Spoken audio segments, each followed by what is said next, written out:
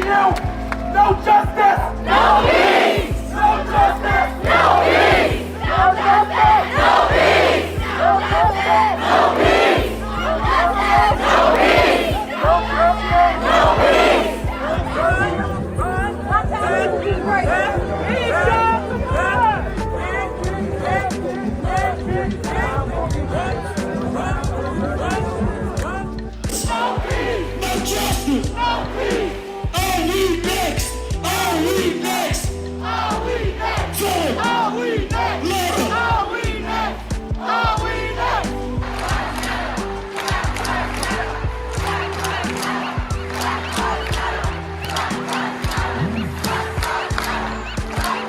Hey guys, welcome back to my channel. So with recent events in the media exploding all over the world, George Floyd's death, may he rest in power, racial injustices, police brutality, I just wanted to say that this is not, I repeat, this is not new, ladies and gentlemen. You know, I'm just gonna speak from my heart. You know, these injustices, systematic racism, prejudiceness, have been here. Let me just say, as a black woman, a black Latina woman, I am thrilled that people are coming out of this fog that they've been in, or the blinders are coming off about these things that have been happening to the black community, for years, you know. And with that being said, how will you help the change? How will we help the change? You know, black and brown people cannot only advocate for ourselves. I mean, obviously, yes, we are going to take up for ourselves, right?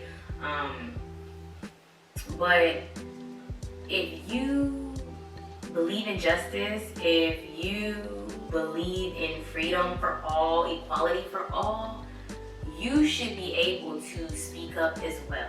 As a friend, as an ally, hell, just for somebody that doesn't want to see injustice, period, you know, you should be able to speak up.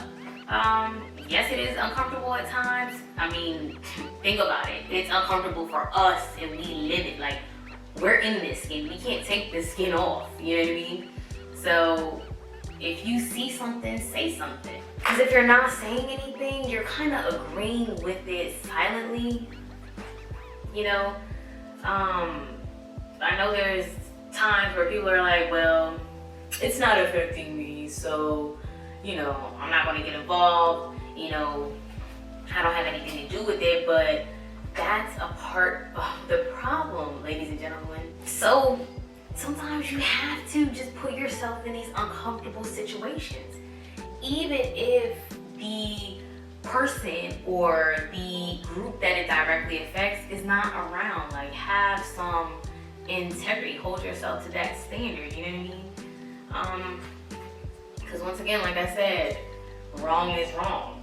You know, you were taught wrong from right growing up, and, you know, for example, like, you don't hit people because you don't want somebody to hit you back, and it's not right, the same thing. And it's not enough for the black community, black people, brown people to tell somebody that is not a minority or, you know, of this community everything that they're doing wrong, because they may not receive it, you know? So that's where the allies and friends and just people that want to stand up for what's right comes in. Like, you have to have these conversations within your community, within your circle of friends, and people you associate yourself with. And even if you don't associate yourself with it, you see them doing wrong. So, you know, do your research. Do your research. A lot of time, the media skews the narrative and perception of black people, the black community, in a negative light.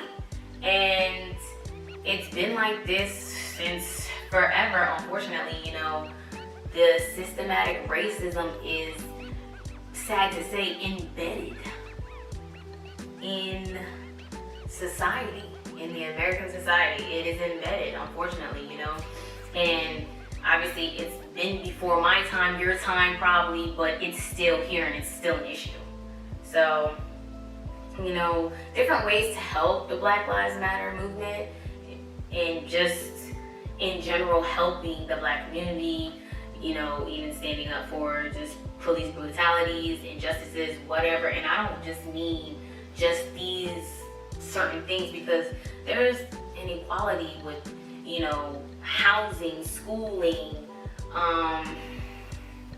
business, just different things, even in a lot of major corporations as far as like their team, like upper management and, you know, different brands, all kind of different things. So to be helpful, you know, you can make phone calls, write letters, sign petitions, donate, you know, and if you don't want to donate money, which I get, sometimes people don't have it or whatever, you can donate your time, you can peacefully protest, and just, you know, educate other people so that they do know that this is going on and it needs to stop and change needs to happen, like ASAP, because all Black people want, all we want is just to be on the same playing field. That's it. The same playing field, just equality across the board with no issues, you know, treated fairly